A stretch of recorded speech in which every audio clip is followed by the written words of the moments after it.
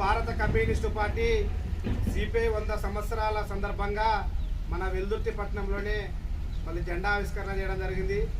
మరి ప్రధానంగా భారత కమ్యూనిస్టు పార్టీ మరి 1925 మరి డిసెంబర్ 26వ తేదీన కాన్పూర్లోని మరి స్థాపించడం జరిగింది.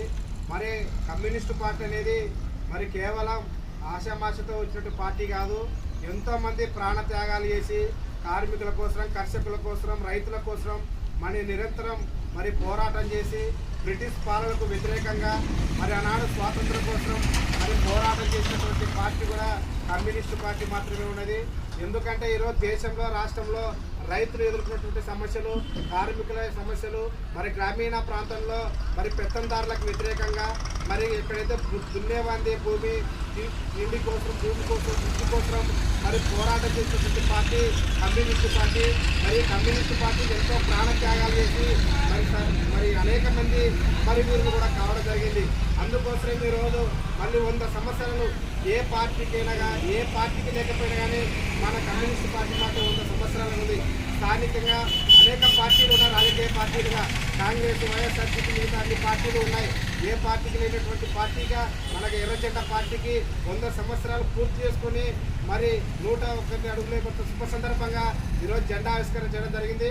కావున మరి నిత్యం పేద ప్రజల కోసం గ్రామీణ ప్రాంతంలో 3 సెంట్లు, పట్టణ ప్రాంతంలో 3 సెంట్లు మళ్ళీ ఇవ్వాలని చెప్పేసి, అదేవిధంగా మళ్ళీ పింఛన్ కోసం అప్లై చేసినటువంటి డప్పు కళాకారులకు దాదాపు ఈ మండలంలోనే సర్వే చేసి 500 మంది డప్పు కళాకారులు మళ్ళీ 43 గ్రామాల్లో నివసిస్తున్నారు. అలాంటి వాళ్ళకు డప్పు కళాకారుల గుర్తింపు కార్డులు లేక మళ్ళీ అక్కడ నివసిస్తున్నటువంటి వాళ్ళకు కూడా మళ్ళీ గుర్తింపు కార్డులు ఇవ్వాలని చెప్పేసి, మళ్ళీ దాదాపు మహిళలు అనేక మంది గ్రామీణ ప్రాంతంలో అప్లై చేసుకొని ఇళ్ల స్థలాల కోసం మరి పోరాడుతుంటే మరి ఈ రాష్ట్ర ప్రభుత్వం గ్రామీణ ప్రాంతంలో 3 సెంట్లు, పట్టణ ప్రాంతంలో 2 సెంట్లు ఇస్తామని చెప్పేసి మరి హామీ ఇవ్వడం జరిగింది.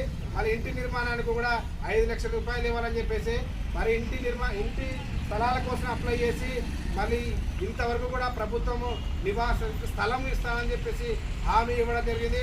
ఈ స్థలాన్ని కూడా అప్లై చేసిన వెంటనే మీరు ఎప్పుడు ఇస్తారా లేదా అనేది మాకు స్పష్టంగా చెప్పాలని చెప్పేసి ఈ మీడియా ముఖం ద్వారా మీ అందరికీ తెలియజేస్తున్నాం. తక్షణమే అధికారులు ఇప్పుడు ఈ ప్రోగ్రాం ప్రైవేట్నే ఎంఆర్ఓ ఆఫీస్ దగ్గర కూడా మరి ధర్నా చేస్తున్నాం. ఇప్పుడే ప్రధానంగా ర్యాలీగా బయలుదేరి ధర్నా చేసి మరి మీ ఇచ్చే పోరాటం అని చెప్పేసి ఇళ్ల స్థలాలు వచ్చేంత కూడా ఉద్యమం ఆగదని ఈ సందర్భంగా హెచ్చరిక